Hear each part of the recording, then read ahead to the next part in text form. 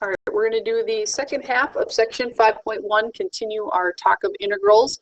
And so just a reminder from yesterday, integrals are area. So kind of like a derivative is a slope, integrals are area. So we ended yesterday with talking about, what if you are given the equation versus given a picture and asked to find the area. And so just reminders of what your parts are. The 2 and the -3, those are your boundaries. So that's, I'm going to find the area from -3 to 2.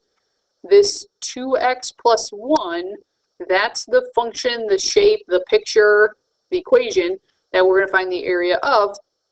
And then what this dx does is it closes your integral and it states that your independent variable is x, which makes sense because there's an x in your formula. Okay. We also talked about that from here right now, we are going to use that to produce the graph and then find the area off of that. Now the function that is going to be graphed is y equals 2x plus 1. Okay, again, just the independent part goes into the integral. I don't put y equals in there. But when we're talking what to graph, sometimes if people see graph that, it doesn't quite make sense. So put your y equals in front. Okay. As you're doing these, draw yourself nice big graphs. A graph like this and then being like, oh, it's like that. You're not going to be able to actually compute areas off of that because it's way too small. So actually plot some points, put some axes on there, tick marks. You're going to need to do this like on quizzes because we can't give you a paper version. All right, and so then I'm up 1 and my slope is up 2 over 1. I'm actually going to make it a little bigger because I noticed that my boundary is to 2, so I want to at least go to x equals 2. So up 2 over 1. And then I'm going to do it backwards as well. So down 2 over 1, down 2 over 1. I might need to go further, but we'll start with this. So here is my line. So there's the function we're graphing and finding the area. Okay. So now I go to my boundaries and I'm going to go, all right, so I should be at -3. I connect to my function. Okay, and then I'm like, all right, this part of the area is going to be involved. And then somewhere in here I start switching and then I'm going to go to 2, which this horrible picture, but like I said, that's why the better the picture, the easier this can be for you. Okay. So now we're going, this is the area we're finding, this piece below and this piece above. So really, just bringing back and reviewing some of those rules that we talked about, we're going to evaluate this from -3 to, and then we need to figure out where that point is, okay? Because I'm going to break it up into 2 pieces. Now you can't guess. Maybe it is, a third, a half, of whatever. Maybe it's not. You have to find where that point is. And so that point, really going back to like your pre-calc days, that is your x-intercept, that is your 0. So that's where your function equals 0. So solving that, that is at -1/2. So really, I am going to break this integral into 2 small integrals from -3 to -1/2, and then from -1/2 to 2. 2x plus 1 dx. Okay. So then I'm going to evaluate these separate, and at the end I'm going to put their sum, or put their numbers together. All right, so I go to my first triangle, and I notice like I went to 2 here, and then I know that's at a -1/2. So this side is 2.5. All right, now I need to know where this is, or how long this vertical side is. Now, maybe you have a nice picture and you can look at your axes and say, okay, it's at this number. I struggled with my axes, so I need to know where I am at -3. So I'm going to just plug -3 in so that I don't mess anything up here. This is a -3. So this would be -6 plus 1, so I am at 5. So that side is 5. Okay. So this area, then, we're going to draw it to right here. I would have a 1/2 times 2.5. times 5, which I didn't really compute it. We'll just leave it at that. And then I know it's going to be negative. Okay. So here, let's just compute what it is. Quit. 6.25. So this would be negative 6.25. All right, and now I go to my second triangle, my negative 1/2 to 2. Well, so if this is 1/2 and then I've got 2 more, this side is 2.5. And then now this one I graphed accurately because I did my slope twice, so I know that I am up at 5 at that part. So this triangle's area is 1/2 times 2.5 times 5, which is the same as that one, but I'm above, so it's 6.25. All right, so putting these together, I would have negative 6.25 plus 6.25, and you can see why I didn't actually calculate it when I did these earlier. Your area is 0. And I know that seems goofy because you're like, what do you mean it's 0? It's because below your x-axis you have negative area, and above your x-axis you have positive area. So you can get negative areas and 0 because of the cancellation with the positives and the negative. Okay. All right. Oops, I forgot to delete all that. So here is kind of the second part, and this is why we want to do this as a video, because there's a lot of notation stuff here and some thinking. And so as you start doing this, feel free to pause this video and say like, okay, let me try A and then see if you're right. You know, you try B, see if you're right, because this is going to use a lot of those rules that we talked about yesterday. So splitting things up, having a constant multiplier, things like that. Okay. So go ahead and pause this video, write down, you know, this first part's very important. Go ahead and write that down, and then, you know, hit play as you are ready. So for A, I look at and I'm like, okay, I'm talking about F. Well, that's good because these are both about F, and I want from 7 to 0. So notice right away, I'm like, wait a second, that is backwards. Why would I go from 7 to 0? So right away I look at my backward rule and I go, okay, well I know I'm going to need to flip this and go from 0 to 7 of f of x dx. And then I look up here and I'm like, okay, well that number is negative 10. So this thing should be negative 10, which is just 10. All right, let's talk about B. So B is the area, wants the area from 5 to 7. We're still talking about F, which is great. But 5 to 7. And so looking up here, I notice, well, I have the area from 0 to 5, and I have the area from 0 to 7, but I want the part between there from 7 to 5. Okay. So thinking this through, how can I do some combinations of areas to get this leftover part? Well, what I can do is do the whole, like the big area. So I can do from 0 to 7 first, and then if I take off the beginning from 0 to 5, that would leave me the piece between 7 and 5. And so this should be negative 10 minus 3. Those numbers again are from up here. So this is negative 13. All right, C has 0 to 7 f of x, and now there's a plus 5x and then dx. So some important things to note here. This plus 5 is inside your integral because the dx comes after it. And that is a very, very important distinction here, that if the plus 5 was outside, it would be a totally different problem, that you would just find 0, 7, and you would add 5. You can't just add 5. Okay, this also is not one of those like scalar multipliers, the constant, we call that rule, because these are not multiplying, this is adding. So this is going to have to be approached a little bit different, and so I'm going to put some parentheses here. So this is the inside of your function. Whoops, I erased more than I wanted. That's the inside of your function, and notice you have two things adding, and so I can use that very first rule you had where if I have things adding, I can do them separate.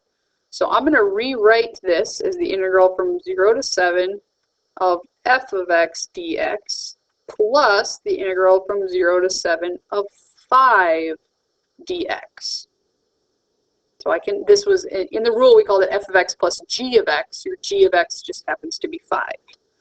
Okay, so 0 to 7, I know that that's negative 10. Now this one, I'm like, okay, 5. Well, 5 is not f, or it could be, we don't know what it is, but I have to evaluate that using that idea of a picture.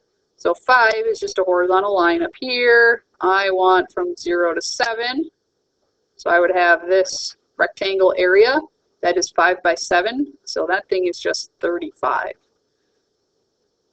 which those would then go together to 25. So again, this is that second way we looked at yesterday where you're given the function. So graph your function and then, you know, put your boundaries 0 to 7. So this side's 5, this side's 7, so 35 is your total area.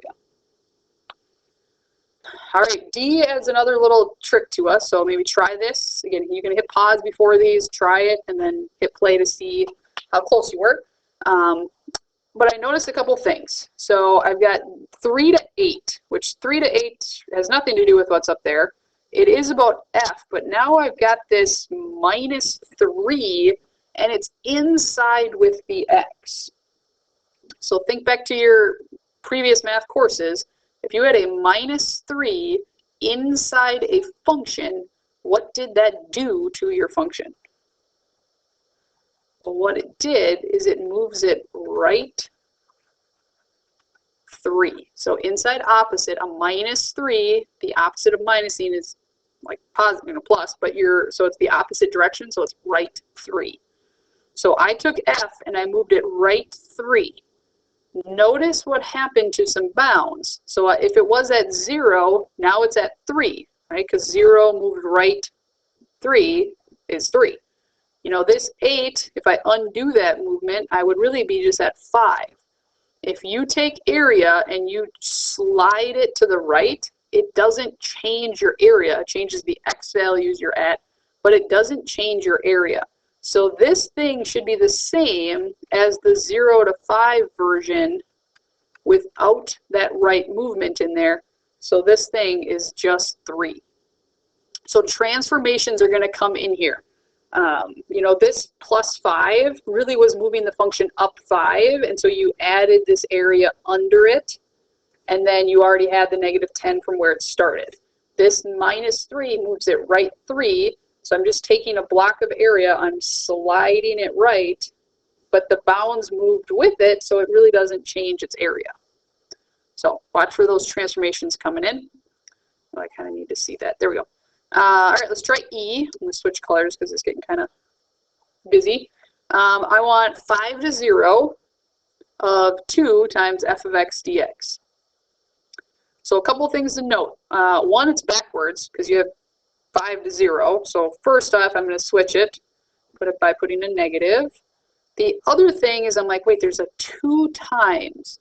Well, that's that constant that's multiplying now, so I can pull that out, and it's just f of x dx then. So this thing is negative 2 times the area from 0 to 5, which is 3. So this thing is just negative 6. Let's write that so you can actually see the negative though. Negative 6. All right, F. So I still got f of x I'm talking about, but I want the area from 7 to 7. Okay.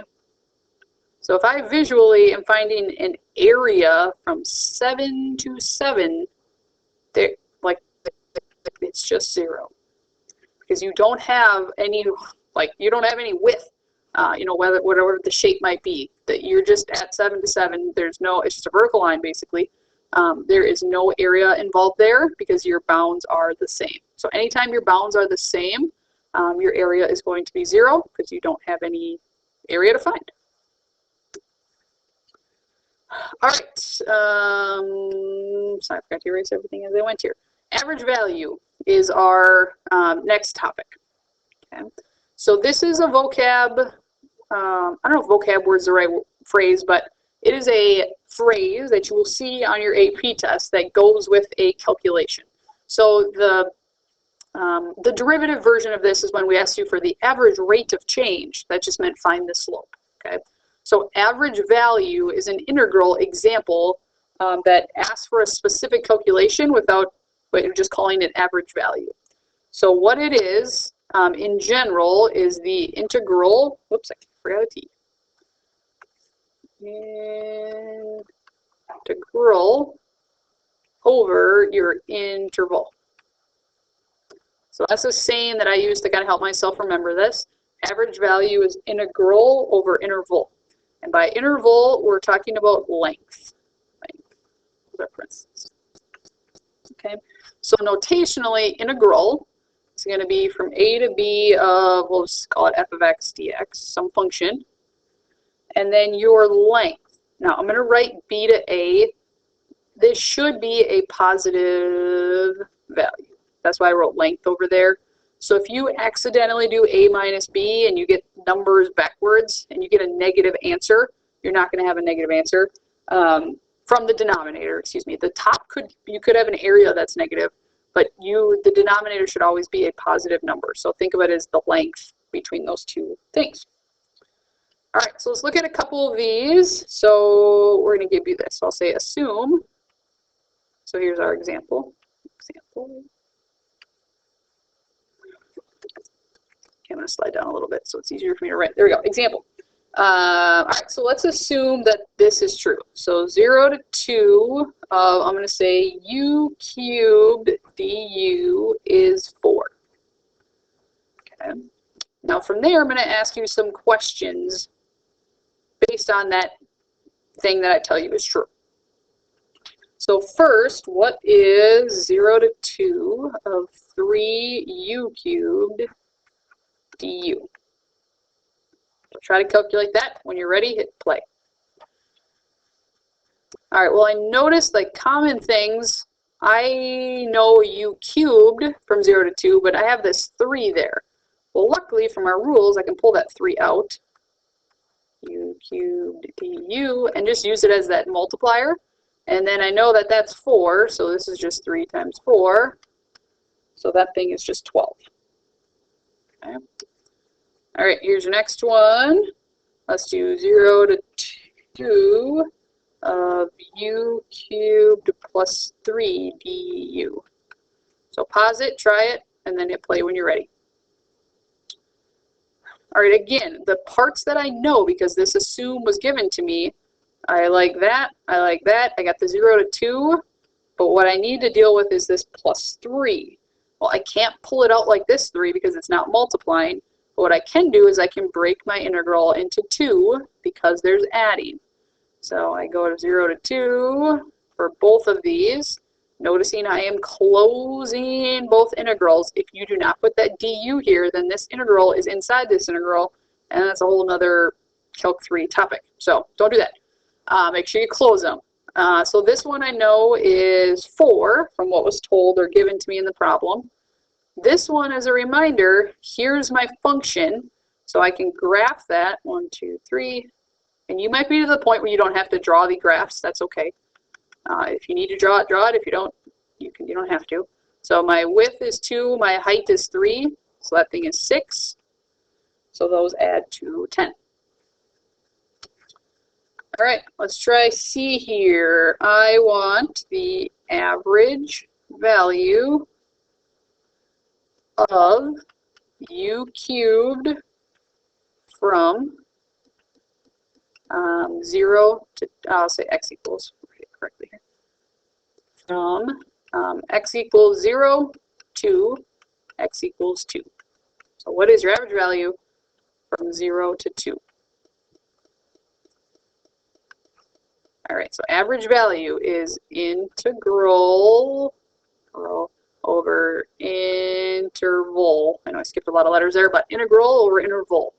So setting this up, I would have 0 to 2 of my, so integrals first, u cubed du over my interval, which I would just go, okay, well, that has a length of 2. So I wouldn't even write b minus a, just see how far apart those numbers are and write that number. Okay, and then, all right, well, that's what was given me, so that's 4 over 2, and so this whole thing is just 2.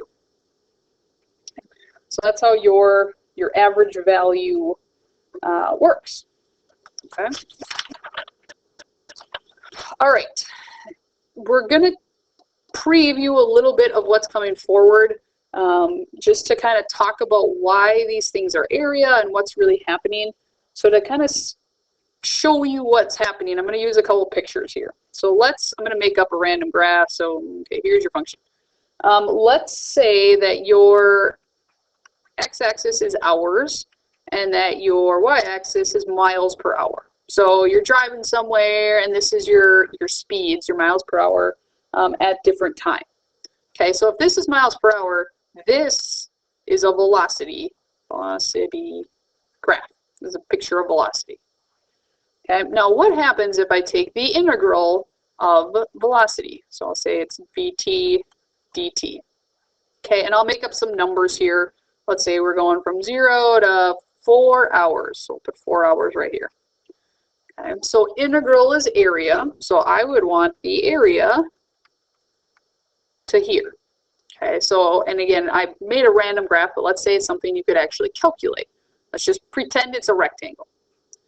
Okay, well, finding the area of that rectangle, I would have hours times miles per hour. You know, if this was 4 hours and this, you know, varied, but you would have a number here, I would have hours times miles per hour. Now, I'm going to write this differently because MPH doesn't really help me. Miles per hour looks a whole lot better. And notice what happens. Hours cancel and I'm left with miles. Well, miles to us is a position, a distance, and we'll talk about the difference and all that kind of stuff coming up here. It gives you distance, like how far are you from where you started. So if I integrate velocity, I get position. Okay, let's do another one to help kind of see a pattern here. Let's say I have an acceleration picture. Acceleration. Okay, so my baseline would be hours. So I'm like, you know, here's the different hours and here's my acceleration. My acceleration units should be miles per hours squared. Oops, hours squared. Because you're doing change twice. Okay, if I pick a random sample and I find the area, okay, again, your x units would be hours. Your y units would be miles per hour squared. Okay, so I'm doing the integral of acceleration. Okay, and here's that, you know, these would be numbers and you calculate. Well, notice this hour cancels one of those, and what I'm left with is miles per hour. Well, miles per hour is velocity. So when I integrate acceleration, I get velocity. What do we have, or what have we learned that that takes me from velocity to position, or takes me from acceleration to velocity? I'm going to draw this for you. Position, velocity, acceleration. So again, if I was at acceleration and I took an integral, I went back to position, integral. When I was at acceleration and I took an integral, I found an area, integral, I got velocity. What have we already learned that takes you backwards? All right, hopefully you are all saying this is just an antiderivative, and that is 100% true. Your integral is the same as an antiderivative. So your integral is going to take you, I'll say equals, backwards in your, you know, position, velocity, acceleration. Your derivative is going to take you forward. Okay, to say this a different way, if I have f prime, f double prime, your integral is going to take you backwards. Your derivative is going to take you forward in that, I don't call it continuum, but continuum. Okay. So yes, we're learning something new about integrals, but you actually have a basic understanding because we have already been doing some antiderivatives along the way. And so the integrals are just essentially undoing derivatives. And so a lot of what we talk about, we will be able to connect back to derivatives.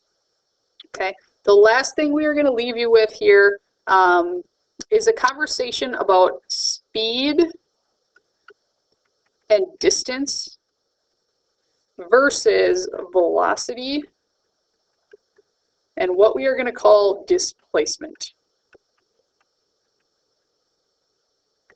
Sorry, it ran into my screen there. All right. So if we are talking speed, your distance, how fast are you going? How far did you run? These are always positive. Your speedometer does not give you negative miles per hour when you're going west or south. Like, it is always positive. Okay, versus your velocity and what we're going to call displacement is direction. I'll say direction or velocity. No, I'm just going to say direction. I'll say your direction is included with positive or negative values. So for example, if you have a velocity that is -8 miles per hour, that means you could be going, we'll say south is directional, you're going south 8 miles per hour. Okay, and that's important because your displacement, you can get a displacement of 0. So if you drive to school and you drive back, so if you're at home, you drive to school and then you drive back home, your displacement is 0 because you are back where you started. Versus if we're talking distance, if you live 10 miles from school and then you drive the 10 miles home, your total distance traveled is 0.